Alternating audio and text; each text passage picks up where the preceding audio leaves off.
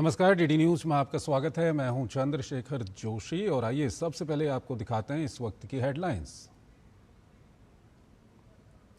Indonesia, Australia और New Zealand की यात्रा पर रवाना हुए प्रधानमंत्री नरेंद्र मोदी पहले चरण में आज शाम पहुंचेंगे इंडोनेशिया। भारत की एक्ट ईस्ट नीति महासागर और हिंद प्रशांत विजन को मिलेगी और मजबूती।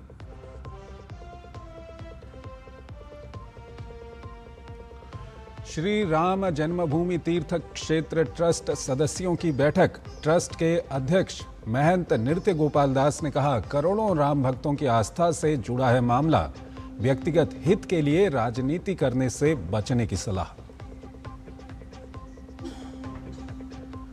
सहकारिता मंत्रालय का 5वां स्थापना दिवस। सहकारिता मंत्री अमित शाह ने मंत्रालय के गठन को बताया पीएम मोदी की दूरदृष्टि का परिणाम। कहा, सहकारिता की आधुनिक और पारदर्शी व्यवस्था से बदल रही है राज्यों की तस्वीर।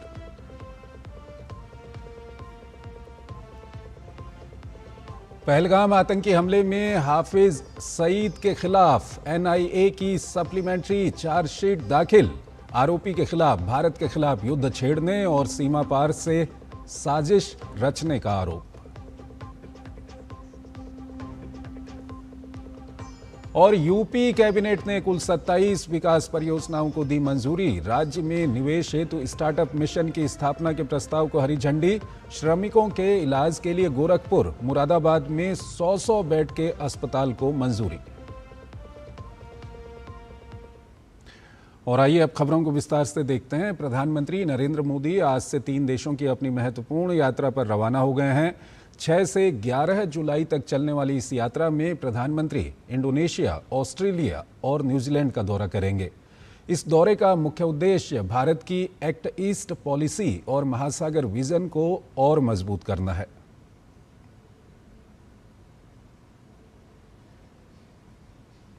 यात्रा के पहले चरण में प्रधानमंत्री इंडोनेशिया पहुंचेंगे। यात्रा से पूर्व अपने बयान में प्रधानमंत्री नरेंद्र मोदी ने बताया कि उनकी ये यात्रा राष्ट्रपति प्रबोवो सुबियांतो के निमंत्रण पर हो रही है। ये यात्रा दोनों देशों के बीच व्यापक रणनीतिक साझेदारी को नई ऊंचाइयां देगी। प्रधानमंत्री योग्याकार्ता में ऐतिहासिक प्रम्बानन मंदिर का दौरा करेंगे, जो भारत और इंडोनेशिया के बीच गहरे सांस्कृतिक संबंधों का प्रतीक है। इंडोनेशिया के बाद प्रधानमंत्री मेलबर्न पहुंचेंगे। यहां वो ऑस्ट्रेलियाई पीएम एंथनी एल्बनीज के साथ रक्षा, सुरक्षा, व्यापार, निवेश और शिक्षा के क्षेत्रों में द्विपक्षीय संबंधों पर चर्चा करेंगे। इसके साथ ही उभरती और महत्वपूर्ण प्रौद्योगिकियों और स्पोर्ट्स साइंस में सहयोग बढ़ाने पर भी जोर दिया जाएगा। यात्रा के अंतिम चरण में प्रधानमंत्री ऑकलैंड जाएंगे। यहां पीएम क्रिस्टोफर लक्सन के साथ आर्थिक और वाणिज्यिक संबंधों को और विस्तार देने पर चर्चा करेंगे। गौरतलब है कि दोनों देशों के बीच हुए मुक्त व्यापार समझौते एफटीए के बाद ये यात्रा संबंधों को नई गति देगी। अपनी इस यात्रा के दौरान प्रधानमंत्री तीनों देशों में बसे भारतीय समुदाय से भी संवाद करेंगे। प्रधानमंत्री का कहना है कि ये दौरा भारत की एक्ट ईस्ट पॉलिसी, महासागर विजन और एक स्वतंत्र व मुक्त हिंद प्रशांत क्षेत्र के प्रति भारत की प्रतिबद्धता को और अधिक मजबूत बनाएगा।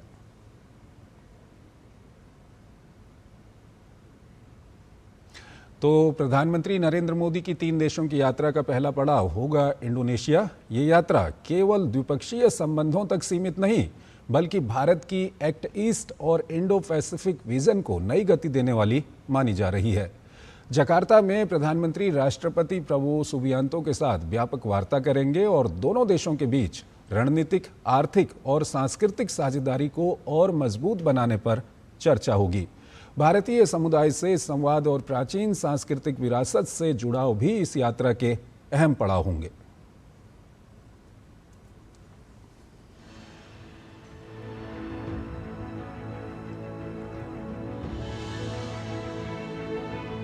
छह से 8 जुलाई तक प्रधानमंत्री नरेंद्र मोदी का इंडोनेशिया दौरा द्विपक्षीय सहयोग में विस्तार को नई रफ्तार देगा। ये यात्रा इंडोनेशिया के राष्ट्रपति प्रबोवो सुबियांतो के निमंत्रण पर हो रही है। पीएम और राष्ट्रपति प्रबोवो की वार्ता के दौरान विभिन्न क्षेत्रों में भारत इंडोनेशिया सहयोग में हुई प्रगति की समीक्षा होगी।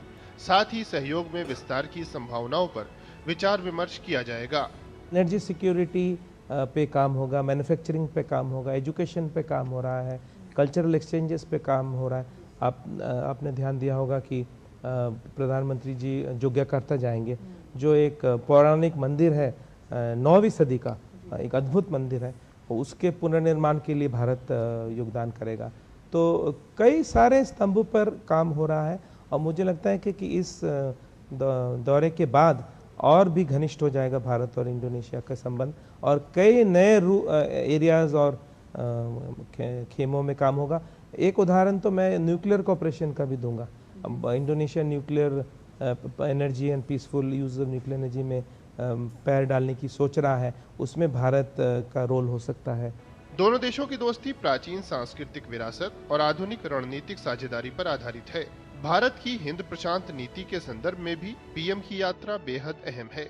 अपने विशाल आकार और रणनीतिक भौगोलिक स्थिति के कारण इंडोनेशिया ने हमेशा मलक्का, जलडमरू मध्य और आसपास के समुद्री क्षेत्र की सुरक्षा और स्थिरता में महत्वपूर्ण भूमिका निभाई है। ये समुद्री मार्ग भारत के लिए भी बेहद अहम है, क्योंकि ये हिंद महासागर क्षेत्र के सबसे महत्वपूर्ण समुद्री व्यापारिक मार्गों में से एक है। पीएम जकार्ता में प्रवासी भारतीय समुदाय की एक विशाल सभा को भी संबोधित करेंगे। प्रधानमंत्री के दौरे को लेकर लोगों में जबरदस्त उत्साह है। इंडोनेशिया और इंडिया के अंदर एक चीज़ जो मुझे बहुत समानता मिली, अतिथि देवो भव, जहाँ पे जैसे हमारे भारत देश में अतिथियों का स्वागत किया जाता है, उसी तरीके से इंडोनेशिया में भी अतिथियों का स्वागत किया जाता है। हम बहुत उत्साहित हैं हमारे माननीय प्रधानमंत्री श्री नरेंद्र मोदी जी के स्वागत का जकार्ता में। के लोग बहुत मतलब इंडियंस को बहुत सम्मान देते हैं और मोदी जी, प्रधानमंत्री मोदी जी के आने के बाद ये रिश्ता और गहरा होता जाएगा। डिजिटल, स्वास्थ्य, कृषि और रक्षा उत्पादन जैसे क्षेत्रों में इंडोनेशिया भारत की सफलताओं से प्रेरणा ले रहा है। डिजिटल भुगतान में प्रस्तावित यूपीआई QRIS लिंकिंग से दोनों देशों के बीच आसान और तेज क्रॉस बॉर्डर ट्रांजैक्शन संभव होगा। इंडोनेशिया का ION मॉडल भारत के ONDC से प्रेरित है, जिससे लाखों MSMEs के लिए ओपन डिजिटल मार्केटप्लेस विकसित हो रहा है। इंडोनेशिया की फ्री मील्स स्कीम भारत के PM पोषण मॉडल से प्रेरित है। वहीं red and white village cooperative पहल के तहत सस्ती दवाओं के लिए भारत के PM जनौषधि मॉडल पर सहयोग के लिए काम हो रहा है। एक्ट ईस्ट नीति को गति देने और उसके साथ साथ इंडो पैसिफिक विजन को मजबूती देने के लिहाज से प्रधानमंत्री का आगामी इंडोनेशिया दौरा बेहद निर्णायक और महत्वपूर्ण माना जा रहा है, जहां पर दोनों नेता, अगर हम बात करें तो डिजिटल अर्थव्यवस्था, कनेक्टिविटी, रक्षा और समुद्री सुरक्षा पर अहम चर्चाएं करते हुए नजर आएंगे, जिससे दोनों देशों के द्विपक्षीय रिश्ते और प्रगाढ़ होंगे। कैमरा पर्सन रमाकांत और उत्तम सिंह के साथ आंचल गुलाटी गुंबर, जकार्ता, इंडोनेशिया। और आइए अगली खबर की ओर आपको लिए चलते हैं। जनसंघ के संस्थापक, प्रखर राष्ट्रवादी, शिक्षाविद और देश की एकता अखंडता के प्रबल समर्थक डॉक्टर श्यामा प्रसाद मुखर्जी की आज 125वीं जयंती है। राष्ट्र निर्माण, शिक्षा, उद्योग और सार्वजनिक जीवन में उनके योगदान को आज पूरे देश में याद किया जा रहा है। वो देश के सबसे युवा कुलपतियों में शामिल रहे। स्वतंत्र भारत की पहली सरकार में उद्योग एवं आपूर्ति मंत्री के रूप में महत्वपूर्ण भूमिका निभाई और बाद में जनसंघ की स्थापना कर देश की राजनीति को नई दिशा दी। जम्मू कश्मीर के पूर्ण एकीकरण के पक्ष में उनके विचार और एक देश में एक निशान, एक विधान और एक प्रधान का उनका संकल्प आज भी स्मरण किया जाता है। उनकी जयंती पर देश भर में विभिन्न कार्यक्रम कर उन्हें श्रद्धांजलि अर्पित की जा रही है। देश के अलग अलग राज्यों में भी डॉक्टर श्यामा प्रसाद मुखर्जी को श्रद्धांजलि अर्पित की गई है। उत्तर प्रदेश के मुख्यमंत्री योगी आदित्यनाथ ने लखनऊ में डॉक्टर श्यामा प्रसाद मुखर्जी के चित्र पर पुष्पांजलि अर्पित की। वहीं मध्य प्रदेश में मुख्यमंत्री मोहन यादव और भाजपा प्रदेश अध्यक्ष हेमंत खंडेलवाल ने लालघाटी चौक स्थित प्रतिमा पर श्रद्धांजलि दी। राजस्थान के मुख्यमंत्री भजनलाल शर्मा ने भी डॉक्टर श्यामा प्रसाद मुखर्जी को पुष्पांजलि अर्पित कर उन्हें याद किया। ओडिशा के मुख्यमंत्री मोहन चरण मांझी ने भुवनेश्वर में आयोजित कार्यक्रम में भाग लेकर प्रदर्शनी का अवलोकन किया और उनके जीवन को प्रेरणादायक बताया। भारतीय जनसंघ के संस्थापक डॉक्टर श्यामा प्रसाद मुखर्जी की 125वीं जन्म जयंती पर प्रधानमंत्री नरेंद्र मोदी ने उन्हें नमन किया है। प्रधानमंत्री ने उनका स्मरण करते हुए देश के लिए उनके योगदान को याद करते हुए एक लेख लिखा है। अपने लेख में प्रधानमंत्री ने लिखा कि सशक्त और आत्मनिर्भर भारत का डॉक्टर श्यामा प्रसाद मुखर्जी का विजन राष्ट्र निर्माण के हमारे संकल्प को नई ऊर्जा दे रहा है। डॉक्टर श्यामा प्रसाद मुखर्जी के व्यक्तित्व में विद्वता, जनसेवा और उच्च नैतिक मूल्यों का अद्भुत संगम था। तमाम सुविधाओं के बावजूद श्यामा प्रसाद जी ने त्याग और राष्ट्र सेवा का मार्ग चुना। उनका दृढ़ विश्वास था कि चाहे अंग्रेजी शासन का विरोध हो, सांप्रदायिकता से लड़ाई हो या मानवीय संकटों का सामना, वो अपने समय की इन चुनौतियों के सामने मूक दर्शक बनकर नहीं रह सकते। इस सफर में उन्हें कई गहरे व्यक्तिगत दुख भी झेलने पड़े। डॉक्टर श्यामा प्रसाद मुखर्जी के जीवन का सबसे बड़ा उद्देश्य भारत की एकता और अखंडता की रक्षा करना था। देश के विभाजन के समय उन्होंने पश्चिम बंगाल को भारत का अभिन्न अंग बनाए रखने में महत्वपूर्ण भूमिका निभाई। कुछ वर्षों बाद इसी उद्देश्य से उन्होंने जम्मू कश्मीर के मुद्दे पर भी संघर्ष किया। डॉक्टर मुखर्जी ने हमेशा राष्ट्रहित और भारतीय मूल्यों को सर्वोच्च प्राथमिकता दी। इसके लिए उन्होंने मजबूत संस्थानों का निर्माण किया और ऐसी व्यवस्थाएं बनाई जो उस समय की सोच से काफ़ी आगे थीं। उनके जीवन के बाद के वर्षों में इस भावना का एक और उदाहरण तब देखने को मिला जब उन्होंने भारतीय जनसंघ बनाने का निर्णय लिया।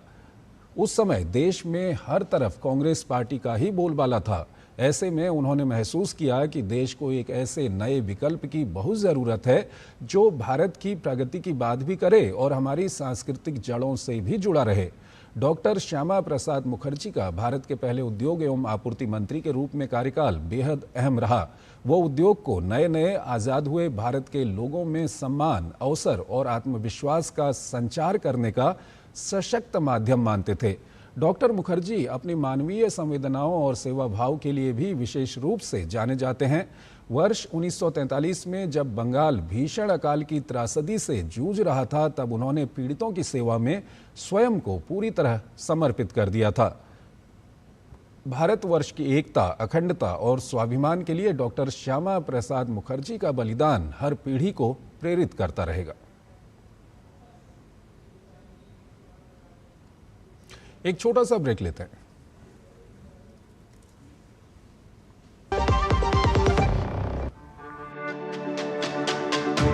मेरी पसंद, मेरी पसंद,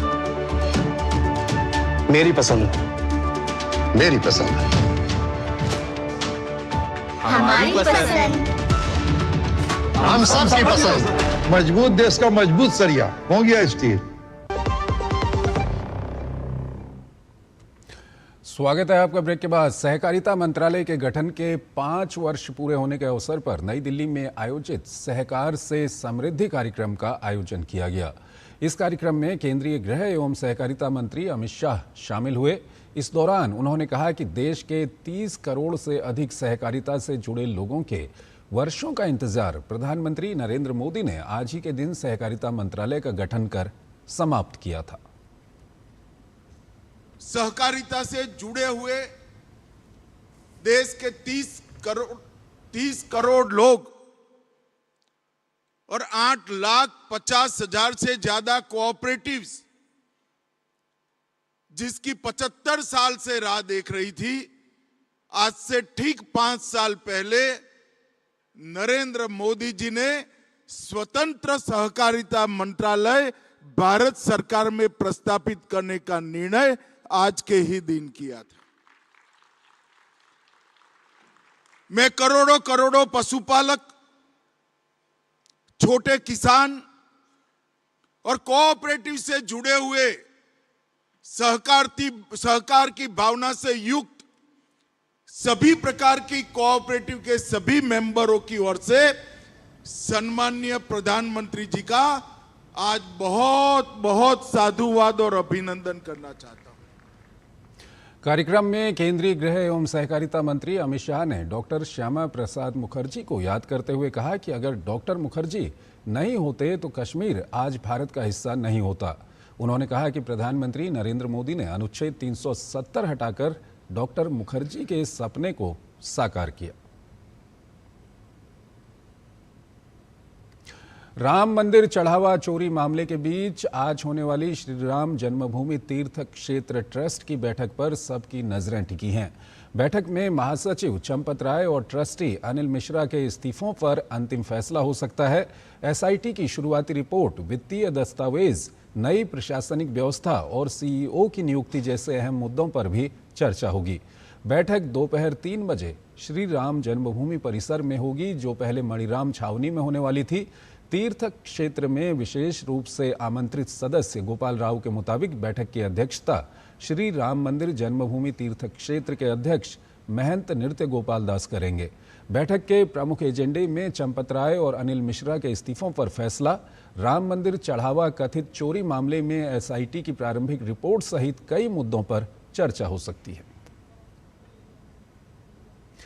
श्री राम जन्मभूमि तीर्थ क्षेत्र ट्रस्ट की बैठक पर श्री राम जन्मभूमि तीर्थ क्षेत्र ट्रस्ट के विशेष आमंत्रित सदस्य गोपाल राव ने बताया कि बैठक में सभी 14 ट्रस्टी को निमंत्रण गया है।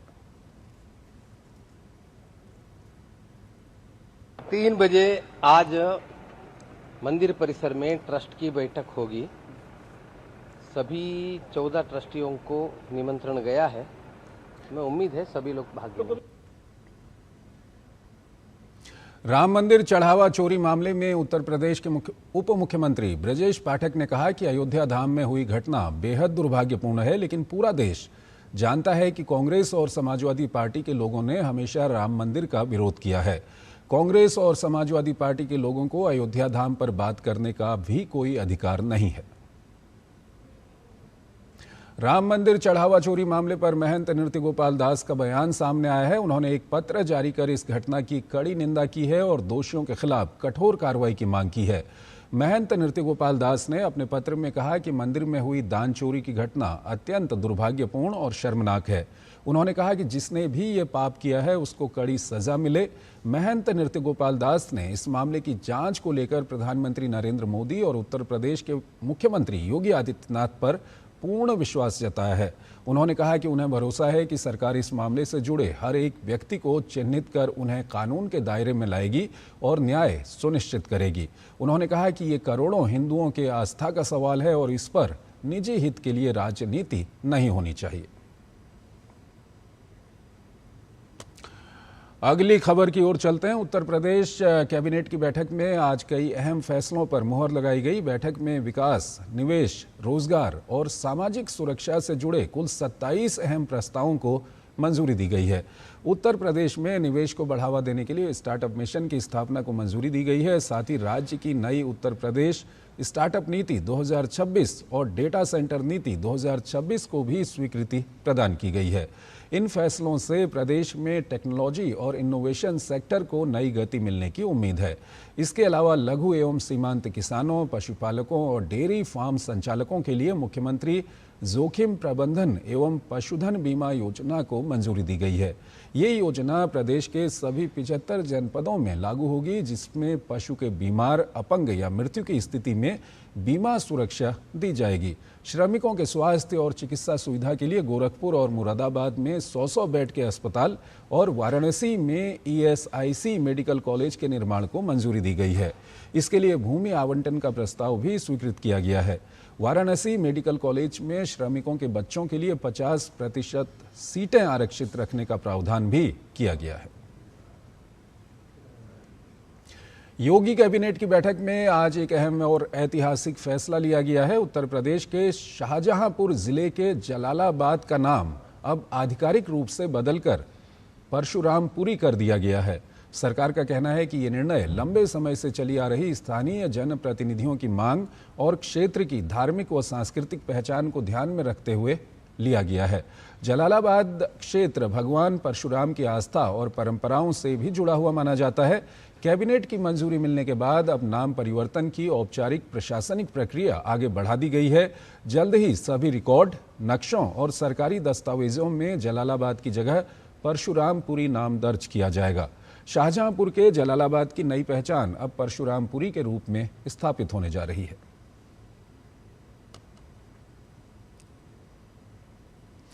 अगली खबर की ओर चलते हैं। मध्य प्रदेश संशोधित वक्फ अधिनियम के तहत राज्य का नया वक्फ बोर्ड गठित करने वाला देश का पहला राज्य बन गया है। मुख्यमंत्री मोहन यादव के नेतृत्व में 10 सदस्यीय बोर्ड का गठन किया गया है, जिसकी आधिकारिक अधिसूचना भी जारी कर दी गई है। नए बोर्ड के अध्यक्ष सनवर पटेल बनाए गए हैं। इसमें पहली बार 2 हिंदू सदस्य, इंदौर के मनोज मालपानी और राघवगढ़ गुना के अनिमेश भार्गव को शामिल किया गया है। ये संशोधित वक्फ अधिनियम 2025 के प्रावधानों के तहत गैर मुस्लिम प्रतिनिधित्व का पहला उदाहरण माना जा रहा है। सरकार का कहना है कि ये कदम पारदर्शिता, जवाबदेही और व्यापक प्रतिनिधित्व सुनिश्चित करने के उद्देश्य से उठाया गया है। इस फैसले के साथ मध्य प्रदेश में वक्फ बोर्ड का पुनर्गठन राष्ट्रीय स्तर पर चर्चा का विषय बन गया है। केंद्रीय रेल मंत्री अश्विनी वैष्णव 1 दिवसीय दौरे पर ओडिशा में हैं। अपने दौरे के दौरान भगवान जगन्नाथ की आगामी रथ यात्रा को लेकर रेलवे की तैयारियों और यात्रियों के लिए की गई व्यवस्थाओं की विस्तृत समीक्षा करेंगे। सरकार का उद्देश्य रथ यात्रा के दौरान श्रद्धालुओं को सुरक्षित, सुगम और बेहतर रेल सेवाएं उपलब्ध कराना है। इसके अलावा केंद्रीय रेल मंत्री ने भुवनेश्वर में नांदेड़ मुंबई एक्सप्रेस को हरी झंडी दिखाकर रवाना किया। हर दिन चलने वाली इस ट्रेन से कई राज्यों के यात्रियों को बेहतर रेल कनेक्टिविटी मिलेगी। रेल मंत्री अश्विनी वैष्णव ने कहा कि सरकार गर्मियों में 15,000 से ज़्यादा स्पेशल ट्रेनें चलाएगी। संवाददाताओं से बात करते हुए उन्होंने कहा कि पुरी में आगामी जगन्नाथ रथ यात्रा के दौरान 300 से अधिक स्पेशल ट्रेनें चलाने की योजना है, ताकि श्रद्धालुओं को यात्रा में किसी तरह की परेशानी ना हो। वहीं ओणम के अवसर पर भी यात्रियों की सुविधा के लिए 100 से अधिक विशेष ट्रेनें संचालित करने की योजना है। During the last year Chhath and Durga Puja season and Diwali season, we operated about 12,000 special trains. Then during the Holi season, we operated a large number of special trains. And the summer season, which has just completed on 30th June, we operated about 15,000 special trains. Now we will be operating 300 plus special trains during the Ratha Yatra of Mahaprabhu Jagannath Ji, and during Onam festival we will be running about 100 plus, more than 100 special trains. So this is a big effort from railways, effort from the central government, effort from Prime Minister Shri Narendra Modi Ji to make sure that our citizens get affordable and safe services. We will continue to work in that direction. NIA ने अप्रैल 2025 में पहलगाम हमले में आतंकी हाफिज सईद के खिलाफ supplementary chargesheet दाखिल की है। चार्जशीट में हाफिज सईद को लश्कर तैयबा और उसके सहयोगी संगठन TRF के प्रमुख के रूप में नामजद किया गया है। एजेंसी ने हाफिज सईद पर भारत के खिलाफ युद्ध छेड़ने, सीमा पार से साजिश रचने और आतंकवाद को बढ़ावा देने के गंभीर आरोप लगाए हैं। इससे पहले 15 दिसंबर 2025 को दाखिल किए गए आरोप पत्र में NIA ने पाकिस्तानी हैंडलर साजिद जट्ट सहित 3 आतंकियों और 2 गिरफ्तार आरोपियों को नामजद किया था। उस समय भी लश्कर तैयबा और TRF को एक कानूनी इकाई के रूप में आरोपी बनाया गया था। पश्चिम बंगाल से राज्यसभा की 3 खाली सीटों के लिए उपचुनाव का ऐलान कर दिया गया है। ये सीटें सांसद सुखेंदु शेखर रॉय, सुष्मिता देव और प्रकाश चिकबराइक के इस्तीफे के बाद खाली हुई थी। आयोग के अनुसार उपचुनाव के लिए नामांकन प्रक्रिया 14 जुलाई 2026 तक पूरी की जाएगी। नामांकन पत्रों की जांच 15 जुलाई को होगी, जबकि उम्मीदवारों के लिए नाम वापस लेने की अंतिम तिथि 17 जुलाई तय की गई है। मतदान 24 जुलाई को होगा और उसी दिन शाम 5 बजे मतगणना भी होगी। निर्वाचन आयोग ने स्पष्ट किया है कि पूरी चुनावी प्रक्रिया 27 जुलाई तक संपन्न कर ली जाएगी। देश भर में मानसून का असर देखने को मिल रहा है। अलग अलग राज्यों से बारिश की अलग अलग तस्वीरें सामने आ रही हैं। कहीं मूसलाधार बारिश ने जनजीवन की रफ्तार धीमी कर दी है, तो कहीं भारी बारिश लोगों को गर्मी और उमस से राहत दे रही है। सबसे पहले मुंबई की तस्वीरें आपको हम दिखा रहे हैं। लगातार हो रही मूसलाधार बारिश ने मायानगरी की रफ्तार पर ब्रेक लगा दिया है। मुंबई में लगातार हो रही मूसलाधार बारिश ने जनजीवन को बुरी तरह प्रभावित किया है। मध्य प्रदेश के उज्जैन में शिप्रा नदी का जलस्तर बढ़ने से रामघाट के पास जलभराव हो गया है, जिससे कई मंदिर जलमग्न हो गए हैं। वहीं रायपुर में पिछले कई घंटों से लगातार हो रही बारिश के कारण खारून नदी का जलस्तर बढ़ गया है। रांची में भी बारिश की वजह से जगह जगह जलभराव हो गया है। उधर ओडिशा के कटक में तेज बारिश के बीच जनजीवन पर असर देखा जा रहा है, जबकि उत्तर प्रदेश के वाराणसी में भी बारिश ने मौसम का मिजाज बदल दिया है। गुवाहाटी के सोनापुर में ब्रिक्स सदस्य देशों की एंटी ड्रग एजेंसियों के प्रमुखों की 2 दिवसीय बैठक शुरू हुई। इस बैठक का उद्देश्य मादक पदार्थों की तस्करी और नशीले पदार्थों से जुड़े उभरते खतरों से निपटने के लिए अंतर्राष्ट्रीय सहयोग को और मजबूत करना है। गृह मंत्रालय के तहत कार्यरत नारकोटिक्स कंट्रोल ब्यूरो द्वारा आयोजित इस बैठक में ब्रिक्स देशों के वरिष्ठ एंटी ड्रग अधिकारियों ने भाग लिया। बैठक में मादक पदार्थों की तस्करी के खिलाफ समन्वित कार्रवाई, डार्क वेब और क्रिप्टो करेंसी के माध्यम से हो रहे अवैध नशीले पदार्थों के कारोबार और समुद्री मार्गों से होने वाली तस्करी जैसे महत्वपूर्ण विषयों पर चर्चा की जा रही है। एनसीबी के महानिदेशक अनुराग गर्ग ने कहा कि वैश्विक स्तर पर मादक पदार्थों की समस्या का समाधान केवल सामूहिक प्रयासों से ही संभव है। उन्होंने बताया कि भारत पहली बार ब्रिक्स देशों की एंटी ड्रग एजेंसियों के प्रमुखों की बैठक की मेजबानी कर रहा है। उन्होंने कहा कि 2 दिवसीय विचार विमर्श में डार्क वेब पर संचालित ड्रग मार्केट, क्रिप्टो करेंसी के जरिए होने वाले लेन देन और समुद्री मार्गों से होने वाली तस्करी जैसी प्रमुख चुनौतियों पर विशेष ध्यान दिया जाएगा। साथ ही उन्होंने गृह मंत्रालय के वर्ष 2029 तक देश से मादक पदार्थों की तस्करी समाप्त करने के रोड मैप का उल्लेख किया। और वहीं इथियोपिया के कार्यवाहक राजदूत नेबियू टेडला ने कहा कि मादक पदार्थों की समस्या एक वैश्विक चुनौती है और ब्रिक्स जैसे मंच देशों को सहयोग बढ़ाने, सूचनाओं का आदान प्रदान करने और सामूहिक प्रयासों को मजबूत करने का अवसर प्रदान करते हैं।